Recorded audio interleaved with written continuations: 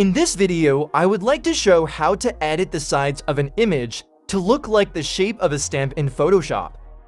Here I have prepared a red background and also an image that has a thick white border added to it. In the first step, use the rectangle tool. After that, create rectangle follows the side of the image. Change the border option to round dots.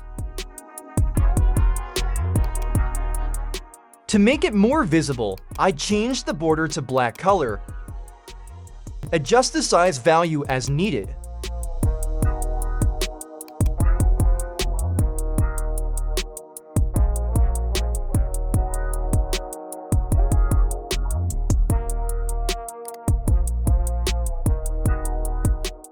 Right-click on the rectangle layer, then select Rasterize Layer.